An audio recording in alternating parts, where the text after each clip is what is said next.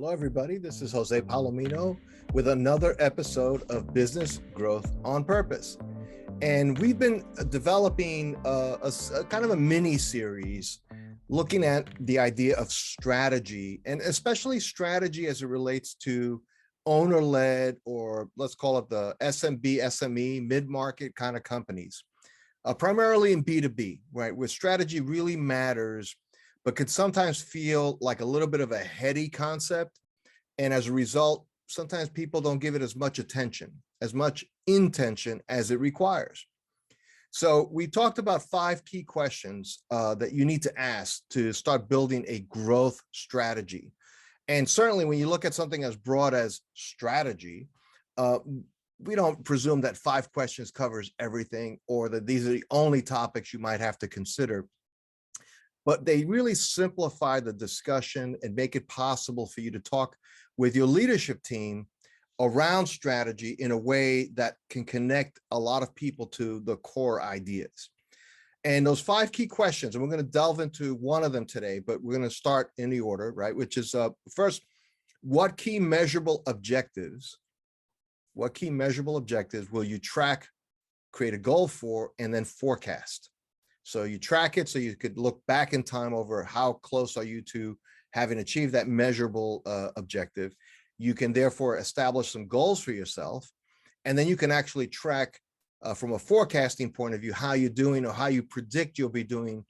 And when I talk about forecasts, usually you look at this year, at least 6 months into the future, at least a year into the future, if possible. Like next year, what do you think you'll do? Now, none of us have an actual crystal ball. And, just the economy as it stands right now, all the things happening in the world stage, having come out of the last 2.5 years from the pandemic, clearly we know there are things way above your pay grade. Even if you were like Tim Cook at Apple, it wouldn't matter. There are things that are bigger than any one of us. And if you're the owner operator of a company in that $20-30 million range, it's certainly way above your pay grade. And we understand that, but that doesn't mean you can't be intentional and you don't have some control over some elements of your business. And the first thing is really understanding those key measurable objectives, the things that you're going to put in front of your team and keep everybody kind of focused on. The second question is what customers and the decision makers are ideally matched to your distinct value, the thing that you do best. So what customers, and then decision makers within those customers. So you don't want to say aerospace and Boeing, maybe, but who at Boeing? Is it the head of engineering? Is it head of procurement? Is it head of sales? Whatever it is you're offering, that you focus on them as an ideal customer, what makes them ideal for you? And then how do you uniquely solve that target customer's important challenges? Not all their important challenges, but at least some of the important challenges, in a way that you align what you're doing to something that matters to them with some level of urgency. If what you're offering has no importance to anybody there, it's not clear to them how you solve something that matters to them, then you're going to have a hard time getting traction, and growth will always be challenging for you. Then the fourth question we want to look at is how will you reach and connect to those target customers? How are you going to get them? And then finally, how will you expand the volume and value of the business you enjoy from these target customers? A volume is not, it's not just a matter of like, well, drop your price all the way down and you'll increase volume. That only works to a point, and it never is healthy for a small business, in our opinion. In the decades I've been doing this, working with companies in this category, it's never a good idea to try to be the low-cost provider unless you are the low-cost buyer. If you have access to lower-cost materials, lower-cost labor, etc., then you can go after the low-cost position. And that's usually a position of very large companies that achieve substantial scale, or you have a proprietary process that allows you to make the widget for far less than your competitors can make the widget. Then you can possibly compete on price. I would argue, though, if you had those advantages, there might be other dimensions that you could differentiate on and not necessarily have to give up margin to do that. So today, what I want to focus on is the first question. What key measurable objectives will you track? And we suggest 4 that are worthwhile tracking. And you may come up with others. I would say limit, and most of these questions we try to answer in somewhere in the area of like 4 dimensions of 4 dynamic elements that are worth looking at. Because when you get beyond that, it's hard to convey that to your leadership team, to the rest of the troops. It just feels overly heady and complex. And so each of these questions, these 5 questions I went through, have like 4 things that you want to look at to answer. And you may pick 1, 2, 3, or all 4. You may think, how about this other thing? And sure, if that's something that motivates and helps you stay focused on what you're trying to do as a company and help you answer the other 4 questions, then that's fine. But let me offer these 4 as a starting point. And I think for most of us will be very valid. The first one, it seems the most obvious, is revenue, right? Do we have a revenue goal? And I know a lot of people say, well, revenue, it's about profits. And yes, of course, we'll get to that. But you need the top of the funnel activity to get margin, then to get profits. You can be the most efficient business in the world in your category, but if you don't have revenue, it doesn't matter.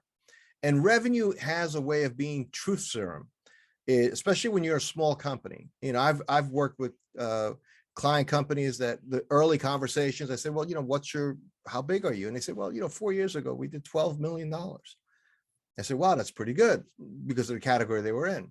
So what, and they said, well, now we're doing 8. So I said, so you're really at 8, and that's your scale, that's your structure. And it didn't sound like they intentionally went down to 8 from some master plan point of view. It had more to do with the business got tough. Sometimes in this category of business, you're overly concentrated with one type of one customer, even one actual branded customer. If you're part of one of these manufacturing ecosystems, like in Connecticut and aerospace and so on, it's not unlikely that you have one very big contract. And if that goes sideways on you, you are really seriously exposed, even at the level of survival. So we do look at revenue as being a beginning part, but it's certainly not the end. But you want to track, do you have, and again, this is something you can track going back in time. How have we done revenue? Trailing 12 months are great for that. If any of you are members of Vistage or other groups like that, they probably advise you to do that. If you have a CFO, it's always good to see if time stopped these 12 months, these 12 months, these 12 months. It gives you a picture of how you're doing as a company. We do look at inside revenue. Is it if you have a big bump in revenue, is it one contract? Was it that you're selling more of the products you want to sell? Are customers buying more from you? You know, there's a lot of things that go into the quality of revenue, but broadly speaking, revenue is a simple measure to track and to have a goal for. And then with a couple of tools like a decent pipeline process, which we won't cover in this series, but I have covered before and we'll cover again. You can actually start getting a forecast, a perspective of how are we going to be doing in 6 months or in 12 months, or maybe even 18 months, depending on how long your sales cycle is for whatever you sell. So revenue is the first thing you should have a growth goal for. The second is margin. And margin goes into two metrics really for margin. One is percentage, or your average margin. And when I'm talking about margin, I mean gross margin, just what you sell less the basic cost of goods sold for that item. And I understand cost accountants, I mean, you know, they can get into, you know, how many angels fit on the head of a pin, that kind of discussion. So it doesn't have to be that you're going to answer this question like to the like trying to solve for pi to the 100th place, but you should have a sense of what is your margin across the board for your business. Are you a 40% margin business or 60% or a 20% margin business? So you should have a goal for increasing margin, because increased margins means that you've probably increased the value to your best customers and they're willing to pay you a little bit more. It doesn't mean that if you're in a highly competitive space with 20% margins on average, and you're right there, that you're going to go to 40. But if you go to 22, I know this is a little like heady, but just think about that. If the average for your industry is 20 and you go to 22, that means you enjoy 10% greater margin percentage than your competitors. Just think about that, right? So on $10,000 of business, everyone else is making $2,000 gross margin. You're making 2,200. That's real extra money that could be reinvested in your business and so on, right? So you're enjoying greater margins. So you can't get to profitability till you have margins going in the right direction. And then I also love looking at margin contribution in dollar terms, not just a percentage, but what actual gross margins did we generate as a business? So if you did $10 million top line, you're a 32% margin business, then you generate $3.2 million worth of gross margin to work with. So you can set a goal. Where do you want that to go? You may find that you may go in the other direction, say, well, we think we can get to $4 million of margin if we're willing to live at 28% instead of 30. Just think about how that math could work. Then you could work that back into what does our revenue have to look like? Then it can't be 10, it has to be like 11. So where's that going to come from, right? So this is just setting the goals. That's basically it. Just setting the goals, getting everybody on the same page. And like any other goal setting, it's very important that you set goals that you and your team believe are attainable, but that maybe represent a little discomfort. Like it shouldn't feel like you already have locked it in and you know it's coming because you have these contracts, and that's not a goal. A goal is where more can you be? What more can you achieve? If only a few things went your way, you got a little smarter, a little better, a little faster. All those things could really contribute to a little bit more revenue, a little bit more margin contribution, maybe a better margin percentage. And then now you can look at profitability. Classically, EBITDA is a good way to look at it. And I'm not going to argue that point with finance folks. I mean, there's a lot of ways to do it, but basically your net profit. Now, if you're closely held, owner-led, I am saying for your purposes, factor in what you think your compensation is above what it would take to replace you.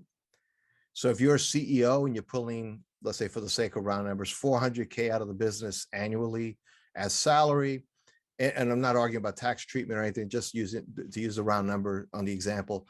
And you know, you'd replace your function with a decent executive with knowledge of your industry for 200, then in reality, you're pulling $200,000 of profit out of the business, which is fine. You're entitled to, you pay taxes on it, no problem. But from a goaling perspective, we want to take that into account. It's really important that you have a perspective on what your business really generates from a profitability point of view. So again, these are things you can track over time, right? That they're in your P&L, they're in your tax returns. With a little spreadsheet work, you can probably get to this real number. You can have a goal for it, and then now you can forecast. You can actually think about how it's going to do. And then that forecast becomes based on what is presently booked, presently invoiced out on the street, and presently being bid with high probability of closing. If you factor those things in, now you can start forecasting. And I know it sounds overly simplistic, but if you're in that size business, you can do this. It can be done. It's a little spreadsheet work or a little yellow pad work. It's an afternoon at Starbucks, but you can noodle this and get a handle on this, as long as you don't try to resolve it like you're doing a moon launch, because then you could spend a lot of extra time, 80% more time to get to maybe 5% more precision. And then you'll get tired of the exercise and you won't do it again. So it's really important that this is something you do regularly. You set your revenue goal annually. You say, this is our revenue goal. With 10 million, we want to get to 12.5 this year. That's your goal. What does that look like by quarter? If you're a seasonally based business, adjust your quarters accordingly. Margin, we generate we're 10 million now, we generate 30% margin. We think we can hold 30% margin on 12 million. That means we're going to make 3.6 million in margin contribution. Now, EBITDA, what affects EBITDA? Well, those two certainly contribute to it. Sales, right? Sales, collections, and so on. And again, won't get into the conversation around cash versus accrual, but most of you, if you're owner, privately held, you're probably on some form of cash, but if you're big enough, you might have gone to accrual. Fine either way, as long as you're consistent year over year. But EBITDA, the things that affect EBITDA is things like looking at cost containment, things that affect profitability. So maybe there's a process that you're looking at that's very labor intensive. And you say, maybe this is the year we take a pause, bring somebody in to help us, like maybe engineer new drawings for the machine we make. And as a result, you actually make new efficiencies happen. You increase your margin actually on that machine because you don't have to drop the price of it. Or you increase your revenue because you drop the price slightly to win more competitively, and you make more money in the process. So again, you can track, goal, and forecast these things. And the last one, and this is really tricky, and again, I want to be very careful that I don't give you the impression that this is this simple, but it's good to track some sort of proxy for valuation. Now you can go out and get a valuation done. And the reality is the only true valuation is what somebody's really willing to pay you for your business at the time you're ready to market it. So that's a really tough thing to figure out in advance. But a good rule of thumb is just a back of the napkin, and it varies widely by industry. And I am not an exit planning specialist, although I've played one on TV, right? So I know enough to know. But if you just said, come up with a metric you're comfortable with, maybe you do a little investigating in your space, and you say, okay, it looks like manufacturers, if you're in manufacturing or this kind of service business, maybe it's 3 times EBITDA. The point is you keep that constant and use the same formula over time. So all of a sudden you realize that if your EBITDA was $1 million, that means your business is worth 3 million. But if your goal is to get EBITDA up to 1.2, the same multiplier times 3, that means your valuation is potentially 3.6. Markets change, interest rates, capital markets, all those things affect the actual offer you'll get, the terms, understand all of that.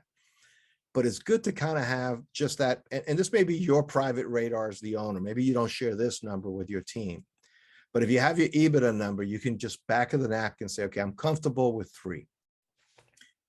4 is ambitious. 5, you better have something very proprietary that's unique in terms of, and not that you have one big customer, but that you actually have a quality of revenue that's spread out among many customers, perhaps more than one product line. Those are things that buyers tend to look for and value.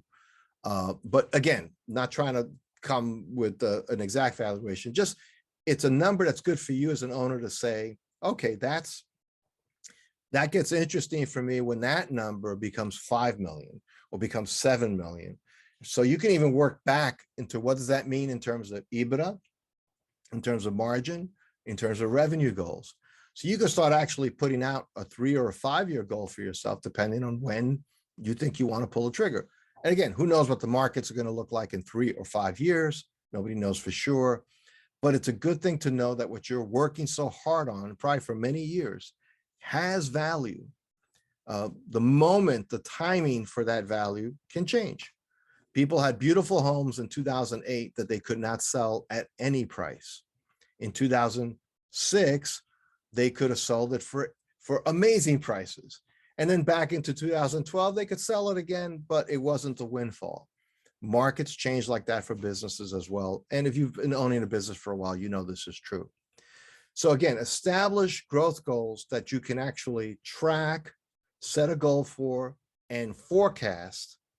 And the 4 we recommend are revenue, your top line, margin, both percentage and dollars, EBITDA, if possible, if you know you're actually pulling money out, which you're entitled to, but more than a new buyer would value. In those, they would replace you with somebody at a certain price point, then make that adjustment for your EBITDA, but be consistent with that. But again, this is back of the napkin CFO stuff. It's not, don't hire a CFO to do this. You can do this with the numbers you have. But the big value here is the forecasting. And let me just tell you why that's so important. That helps you know going forward. So trailing 12 months is very powerful. How are we doing thus far? So if you're in April, you're looking at how are we doing from May of last year to the end of April of this year, right? And if you're in June, you're looking at basically from July through the end of June. It's always a 12-month period. That kind of tells you how hot your engine's running right now. And you're looking at top line, margin, EBITDA. Great. I have an idea of that. So I can track going back in time how I've done in those 4 dimensions. And then I can actually, I should have had a goal already, what I wanted to do. So am I on pace for that goal? What did I need to hit? And if you know that you've had better Q1 and Q2 than expected, you can have your goal number for Q3 and Q4 stay the same, but your forecast now is the year is going to be a positive year, better than goal, right? Because you already know Q1 and Q2 are better. On the other hand, let's say Q1 and Q2 are 10% down in all those dimensions from what you expected. Q3 and Q4, what you had goaled for originally, you're still going to forecast this year below your goal. So then you know, what's my delta? What would I have to do in Q3 and Q4? And you see how that discussion with your leadership team could turn into action, could turn into asking the right questions. What do we do now? But again, having the goals is one of the, is basically the foundation of your strategy. It's the reason you have the strategy. You formulate a strategy to accomplish the goal. You cannot formulate a strategy without goals that are measurable, that are objective, because then you'll never know if you got there. And that's not very animating. That's not very motivational for anybody, including you. So just think about this. We'll ponder the next 4 questions as we go through this series. So until then, this has been Jose Palomino, CEO of Value Prop and host of Business Growth on Purpose. And if you are the owner operator of a B2B company in that, let's say, $2 million to $30 million revenue size, and you want to talk a little bit more about strategy, drop me a line. Literally, you can send me an email at Jose at Valueprop, VALUEPROP.com. Happy to respond. And we can just have a chat, see if there's something there in what you're doing. Any questions on this series that you have, love to answer them. And just any way we can be helpful. So in any case, to your success, take care. Thanks for listening to another episode of Business Growth on Purpose. If you like the show, hit subscribe and leave us a review to help other people find the podcast. And if you're ready to take the next step in driving intentional growth for your business, come check out what we're doing at valueprop.com. We've developed industry-leading programs and systems to help B2B owners take control of their growth.